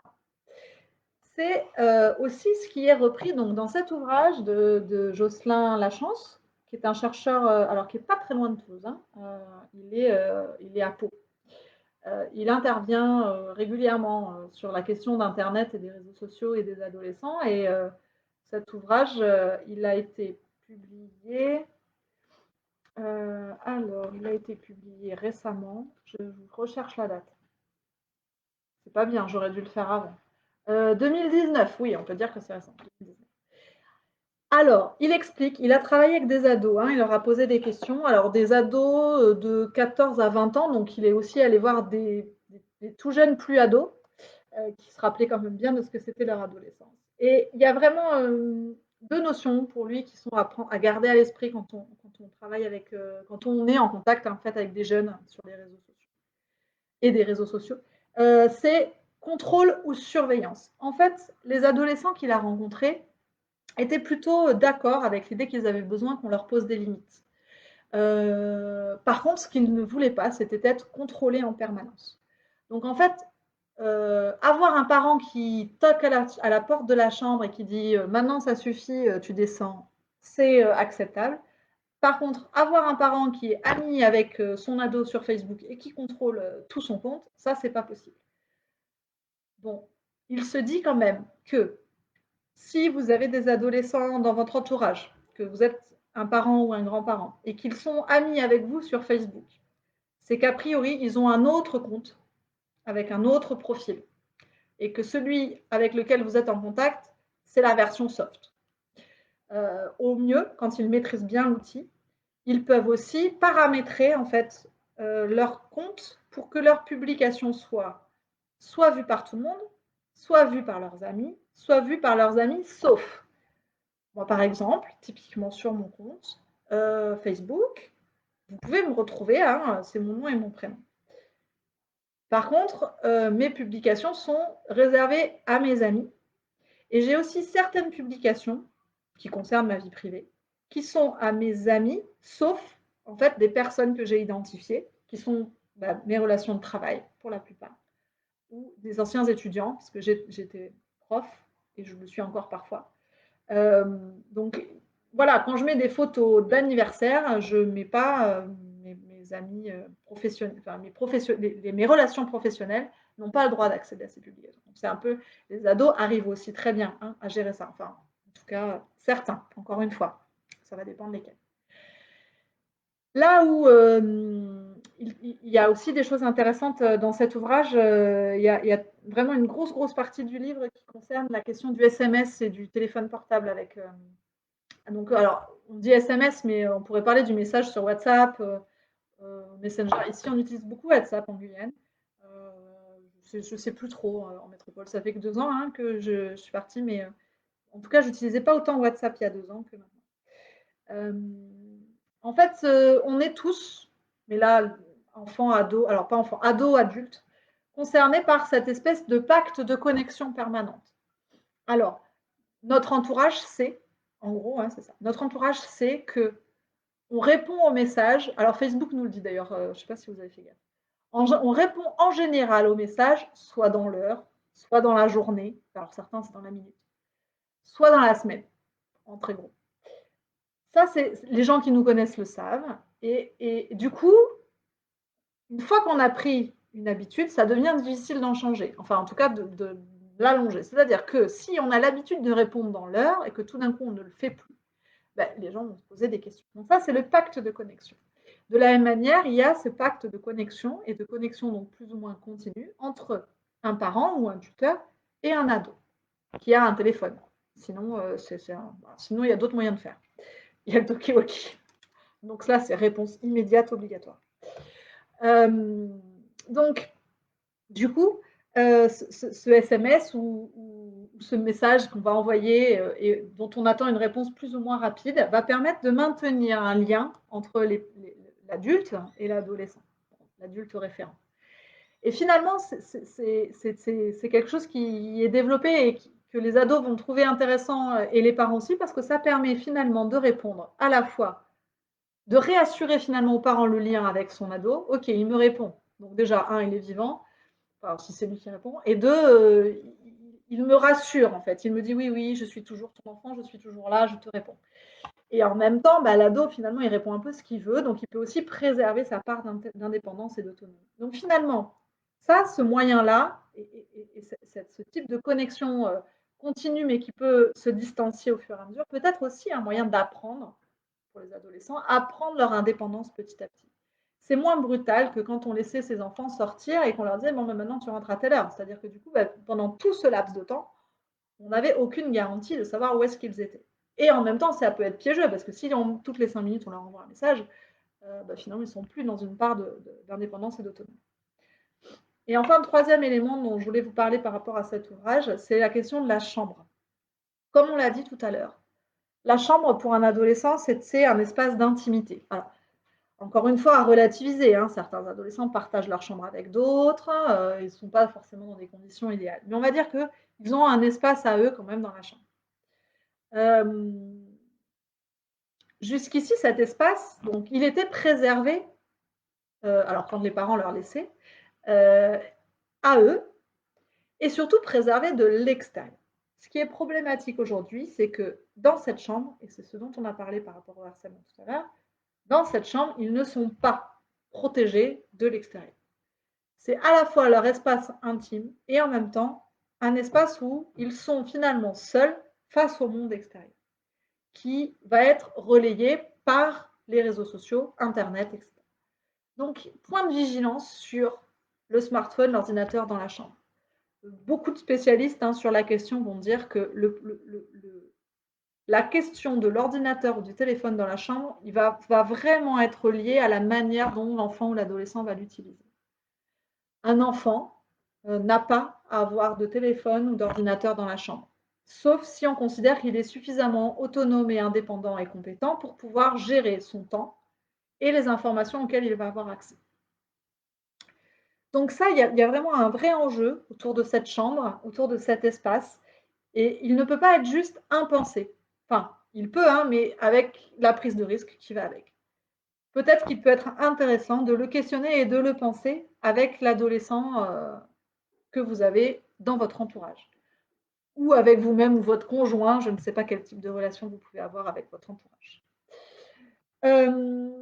Voilà donc pour le gros vraiment de ce que je voulais vous dire en termes de contenu, on va dire, de contenu théorique et autour de la réflexion conceptuelle, pour le dire vite. Vous avez ensuite sur les diapos vraiment beaucoup d'outils. Si cette question de l'identité numérique et de la protection des données numériques vous intéresse, vous pouvez suivre un MOOC, vous l'avez sur la diapo 13.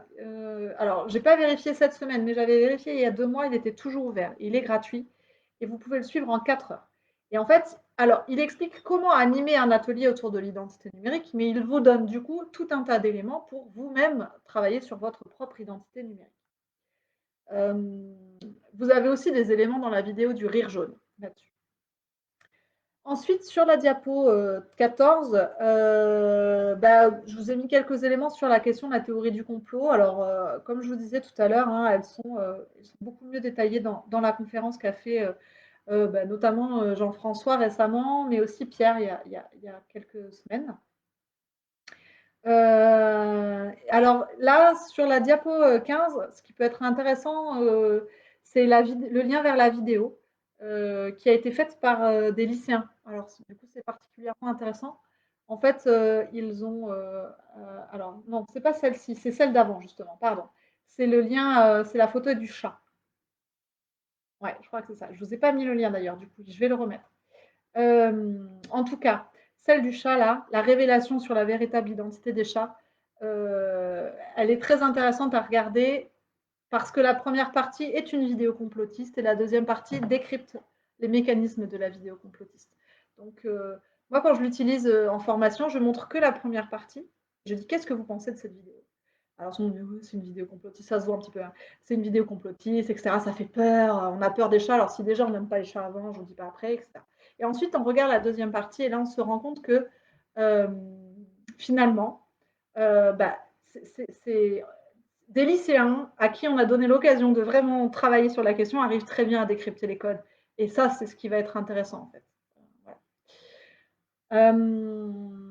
Tac. Je vous ai mis après des liens, donc c'est vers des sites qui vous permettent de vérifier des informations. Donc là, c'était plus pour travailler sur la question des fake news. Et puis tout un tas d'outils, des vidéos que vous pouvez trouver en ligne qui permettent de travailler avec les enfants, des exemples d'outils ou de jeux de société. J'ai envie d'éternuer, pardon, voilà. Bon, il y a plein de choses. N'hésitez pas à aller voir, à me poser des questions là, par rapport soit à ces outils, je pourrais vous en dire un petit peu plus si besoin. Et enfin, alors en diapo 21, vous avez quelques références. J'ai pas forcément mis les liens directement, mais avec les mots-clés, on retrouve assez facilement les documents. Alors, sauf le livre, hein, vous ne pouvez pas le trouver en ligne. Euh, mais je vous en ai donné déjà quelques éléments. Et puis, bah, du coup, je vais lui faire de la pub. Peut-être vous pouvez l'acheter quelque part. Il coûte 12 euros. Ou alors, vous demandez à Eric de le mettre en prêt. Ah, mais on ne peut pas se prêter les livres en ce moment. Bon. Sinon, je ne sais pas. Vous voyez, vous l'achetez à plusieurs. J'en sais rien. En tout cas, voilà, le livre existe et il est sympa.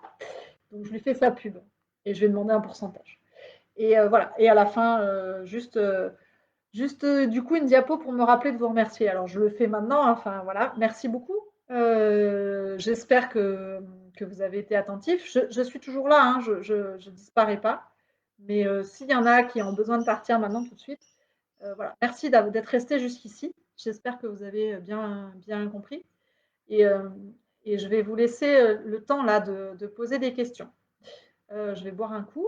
Et puis, ben, voilà, vraiment, je suis disponible s'il y a des points qui vous paraissent pas clairs ou qui vous ont interpellé, ou alors vous voulez lancer un débat. Euh, Pas trop quand même, parce que ça va être compliqué avec des commentaires, mais j'essaie de répondre au mieux à vos questions.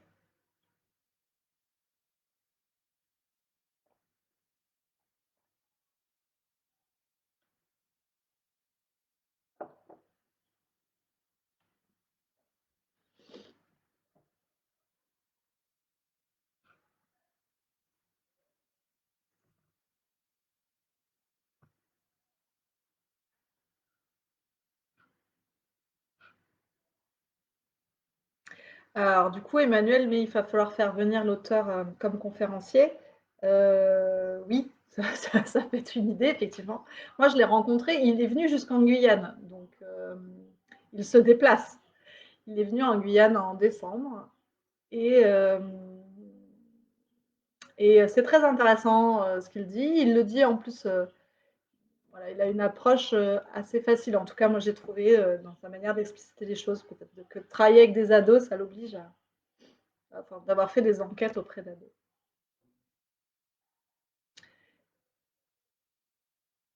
Alors, j'étais un peu plus à l'aise que la dernière fois. Je ne sais pas si ça s'est vu. Moi, en tout cas, peut-être parce que là, touche à un sujet sur lequel je travaille depuis plus longtemps. Peut-être pas, non, parce que c'était le genre la dernière fois. Donc, ça allait plutôt aussi. Peut-être que c'est juste qu'on prend des habitudes.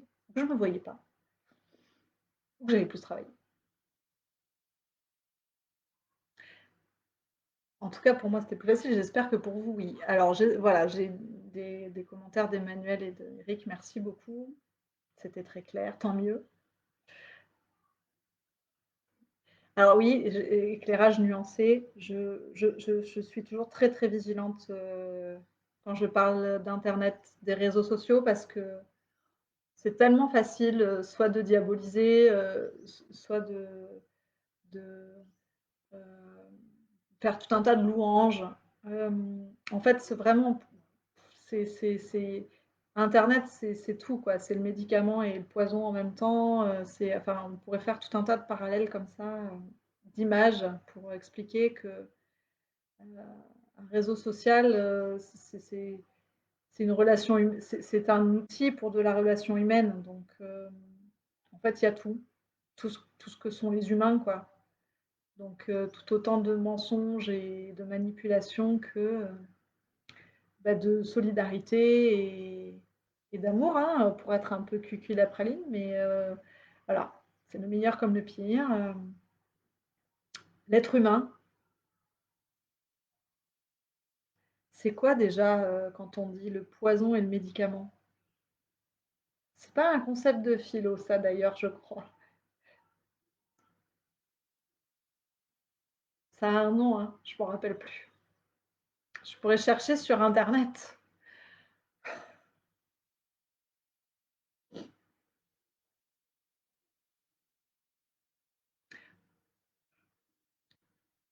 Alors, je vois une question. Donc, fait-on un lien entre l'utilisation des SMS et le niveau en orthographe ou expression écrite des ados? Oui, alors il y a eu plein d'études là-dessus. Il y a eu beaucoup d'articles journalistiques sur la question. Il a été dit quand même que ce que ça avait produit étonnamment, hein, l'usage des SMS, c'est que les adolescents avaient repris goût à l'écrit.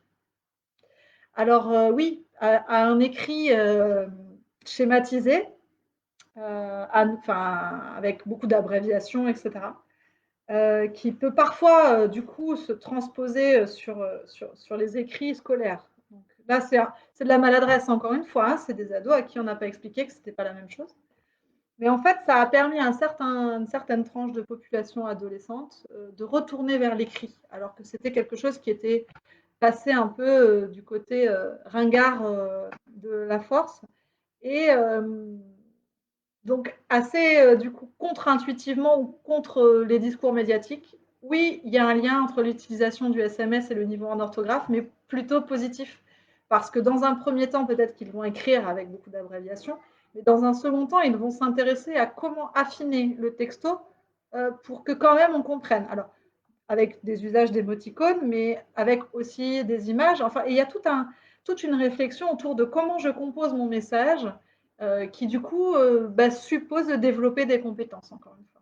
Et en fait, c'est plutôt intéressant, le lien qui est fait entre les deux. Alors qu'on a quand même longtemps accusé le SMS, finalement, on se rend compte que les effets peuvent être bénéfiques aussi dans certains cas. Donc les écrans, c'est une grande source de conflit à l'adolescence, car les discours explicatifs sont rejetés.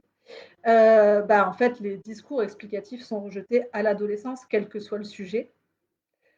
Donc là, c'est clair qu'en tant que parent, on a vraiment, vraiment, vraiment le mauvais rôle. En tant qu'adulte, en général, on a le mauvais rôle.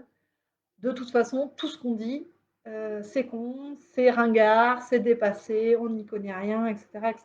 Et j'ai pas encore d'ado, donc je me prépare avec beaucoup d'inquiétude à ça. C'est pour ça que je vous ai donné plein d'outils, plein de liens. Je me suis dit que parfois, un blog, enfin une vidéo sur YouTube faite par un YouTuber qui est une personnalité reconnue par la tranche d'âge, finalement, ça peut mieux valoir que toutes les discussions qu'on va avoir avec son adolescent. Ce que disent les psychologues quand même, alors je suis désolée, j'ai encore le téléphone qui sonne. Ce que disent les psychologues, notamment par rapport aux relations enfant-ado, pardon, adulte-ado, le lapsus, c'est que ce qui compte pour l'adolescent, et c'est ce qui revient un peu là dans le livre aussi de Jocelyn Lachance, ce qui compte pour l'adolescent, c'est de savoir que le parent est là, en fait, s'il a un problème. Il ne veut pas que le parent vienne vers lui. Par contre, il veut savoir que s'il a besoin, il est là. C'est toute la distinction entre surveillance et contrôle. Se dire qu'il y a une espèce de présence bienveillante qui va être là pour être un peu le garant des limites, qui va être la personne à qui on va pouvoir aller parler si on a besoin, sans tabou, sans peur. Ça ne veut pas dire que l'adolescent va le faire, mais ça veut dire que s'il il se dit qu'il a cette possibilité-là, c'est tout ce qu'il attend finalement. Par contre, il ne supportera pas l'intrusion, donc le contrôle. Il aura le sentiment d'être contrôlé. On peut tout à fait faire le parallèle avec le journal intime.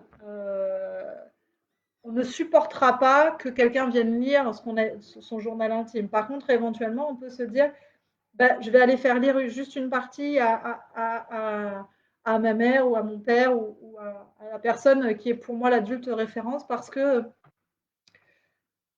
finalement, voilà, je ne sais pas trop comment faire. Donc voilà, il y a des astuces à trouver pour être dans une forme de surveillance, mais pas de contrôle. Et vraiment, je ne dis pas que c'est simple, hein, je pense que c'est hyper compliqué, mais il y a voilà, il faut trouver finalement la nuance entre les deux. Mais effectivement, proposer d'emblée des discours explicatifs à un adolescent, a priori, on part perdant.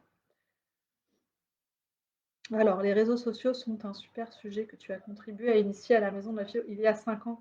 Jean-François, je pense que c'était il y a plus de 5 ans parce que la première fois que je suis venue parler d'internet, il me semble me semble que c'était en 2009. Il faudrait demander à Eric, il doit savoir. Je crois que ma première conférence était sur ce sujet-là, mais je ne suis pas sûre. Mais c'était peut-être la deuxième. Il a les défauts de ses qualités. Du coup, Emmanuel, je pense que tu parles des réseaux sociaux, d'Internet. Oui, il a les défauts de ses qualités, les qualités de ses défauts. Voilà.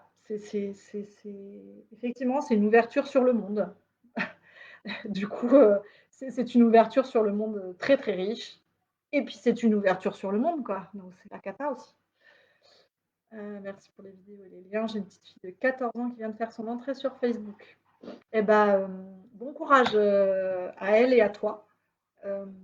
Explique-lui qu'elle peut paramétrer son profil. Déjà, ça, c'est pas mal. Ça lui permettra de éventuellement protéger sa vie privée et puis déjà qu'il ne soit pas public. Ou toi, ou montre-lui la vidéo. La vidéo du rire jaune, elle est top là-dessus. Ça part des mots de passe aussi. Mais là, même les adultes, hein, on pourrait réfléchir à nos mots de passe. C'est pas l'antidote le mot que je cherchais. J'ai bien un mot qui me vient, mais j'ai peur de dire une énormité. Mais bon, je suis plus à ça près. C'est pas un truc comme parangon. Parangon, c'est le parangon de quelque chose. Je crois que ça commence par un P. Le mot que je cherchais tout à l'heure, quand il y a à la fois le médicament ou l'antidote et le poison. Je me rappelle plus. Donc merci pour la transmission des liens et la conférence. Ben, je vous remercie d'être resté jusqu'au bout. Et puis tant mieux si ces liens peuvent vous servir. C'est justement la richesse d'Internet. C'est que je peux vous faire passer, hop, hop, les liens comme ça. Je suis de l'autre côté de l'océan, il y a 5 heures de décalage horaire, mais on peut échanger et communiquer. Même si je ne vous vois pas, vous me voyez, vous m'entendez, je crois. Dès qu'il n'y a pas de réseau, c'est la panique, on dirait l'angoisse du vide, de se retrouver avec soi-même d'autre chose, une idée. Alors, effectivement, la déconnexion, ça peut devenir une angoisse. Alors, ça va devenir, c'est l'angoisse du vide et de l'ennui. Mais ça, il n'y a pas que, du coup, la question des ados. Je reviens.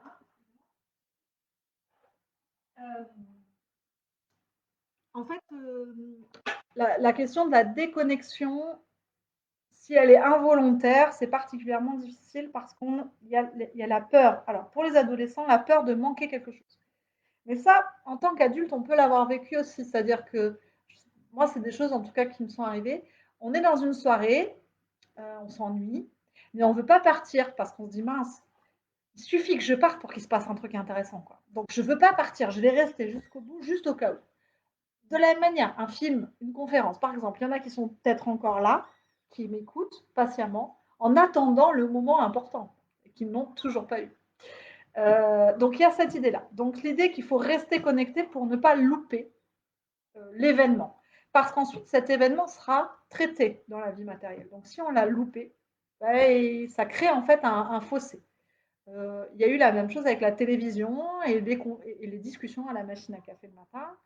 Si on n'avait pas vu le bon programme télé, eh ben, en fait, on ne pouvait pas parler avec les collègues. Et donc, c'est frustrant. Donc ça, il y a ça. Ensuite, il y a bah, effectivement, de toute façon, le téléphone hein, qui devient un peu un moyen de ne plus de s'occuper. C'est-à-dire qu'aujourd'hui, mais il y avait d'autres choses avant. Hein. Effectivement, mais moi la première, hein, si j'attends pour quelque raison que ce soit le bus, quelqu'un qui doit venir à un rendez-vous ou quoi, mon premier réflexe, c'est de prendre mon téléphone et de regarder alors Facebook ou mes mails ou quoi que ce soit, et ça me permet d'occuper le temps. Et ça, c'est aussi lié à la société dans laquelle on vit aujourd'hui qui ne prône pas. Alors, peut-être qu'on va y revenir, hein. Il y a déjà des mouvements qui reviennent. La question de l'ennui et de l'absence d'activité qui correspond à du vide. Or, l'absence d'activité n'est pas du vide, c'est autre chose. C'est un moment où on pense, où on réfléchit, où on respire, où on regarde. Mais ce n'est pas compatible avec une société où la productivité est la valeur principale. Donc, sans rentrer dans des discours politiques, il y a 3 éléments qui font que oui, la déconnexion, c'est quelque chose qui peut être très angoissant. Et d'autant plus si on est dans un rapport addictif à quelque chose. Merci et une belle maîtrise des imprévus. Ben, merci de le reconnaître. Pour le coup, oui, je fais ce que je peux. Je le tourne en dérision, je me dis que ça passe mieux. Bah, de toute façon, voilà, c'est là, donc on fait avec. C'est juste un outil et des outils, il faut apprendre à s'en servir, Jean-François, tout à fait. Un outil en soi, bah, une pelle, hein, on en parlait tout à l'heure, une perceuse, enfin tout ce que vous voulez, un outil, si on ne sait pas s'en servir, on prend des risques. La première fois que j'ai utilisé une perceuse, je vais vous raconter ma vie, hein, mais la première fois que j'ai utilisé une perceuse, j'ai pris donc la perceuse de mon père, j'avais 15 ans, je voulais percer une perle, donc à peu près le diamètre de l'ongle de mon pouce, qui était trop petite pour bref, la ficelle que je voulais faire passer dedans. Je me suis donc mis dans l'embrasure d'une porte, debout, avec la perceuse comme ça et la perle comme ça, et j'ai percé. Bon, j'ai tous mes doigts. C'est un coup de chance, hein. Et on en a tous des histoires comme ça. Et en fait, ça, bah, ça arrive à énormément de gens sur les réseaux sociaux, hein. On fait ça, et puis bah, on arrive à passer, et bon an, mal an, des fois on se fait avoir, et bah, on est un peu ridicule, ou bah, pour certains, on perd un boulot. Voilà, les conséquences peuvent être variées, mais bon, c'est intéressant d'en apprendre quelque chose.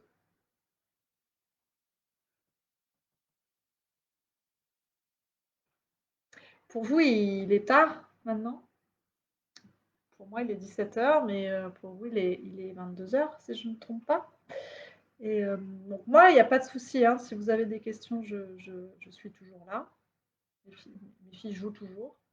Inventer un talkie-walkie pour chien. Alors, sinon, il y a des outils, hein, qui existent pour faire fuir les chiens, mais c'est un peu barbare, peut-être, quand même. Les histoires d'électricité, tout ça. En fait, j'ai eu surtout peur que je meuble en attendant de voir si vous avez des questions, mais j'ai eu surtout peur que le chien tombe dans la piscine et qu'il faille que je saute, voilà, en plein direct. Non, je pense pas qu'il se serait noyé quand même.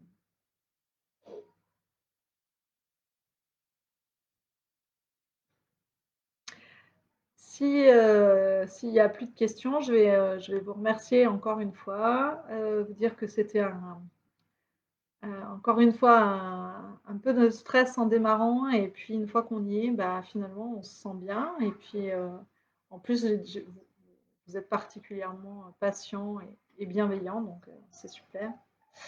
Pas patient en même temps, j'en sais rien, mais bienveillant en tout cas dans vos commentaires.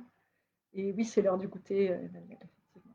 Je vais les appeler au talkie-walkie pour venir goûter. Donc merci à vous. Je vais rajouter les 2-3 choses que j'ai annoncées sur le PowerPoint, et je le renverrai à Eric, enfin, si c'est possible. Il me dira si c'est possible, et si c'est intéressant, surtout si ça vous intéresse, ou si déjà cette version-là vous suffit, avec les coquilles et l'absence de quelques liens sur certaines choses.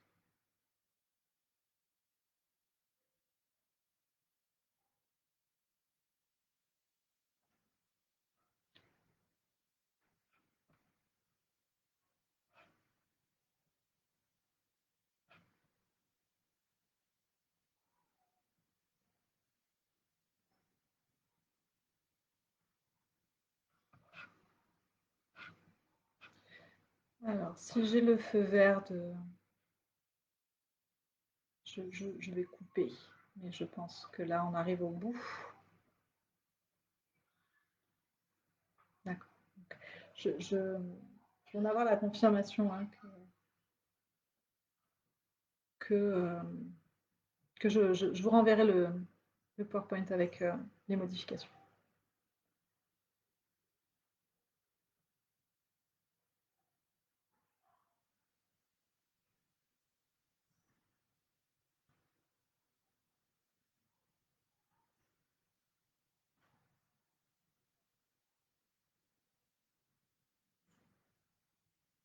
À bientôt, Jean-François. Je ne sais pas où ou quand, mais ni comment, mais à bientôt. Et Emmanuel aussi. Emmanuel, à très très bientôt. Peut-être. S'il y a des avions.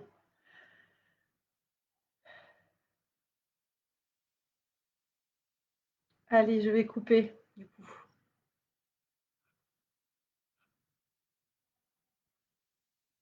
Je vérifie juste la procédure, Ayette, que je fasse pas de bêtises. C'est arrêter et se déconnecter. Ok.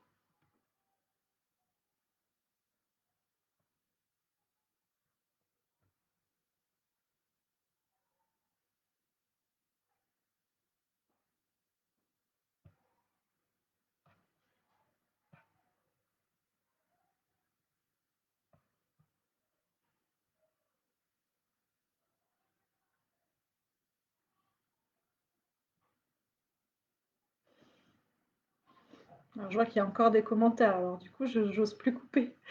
Ah, super, Emmanuel.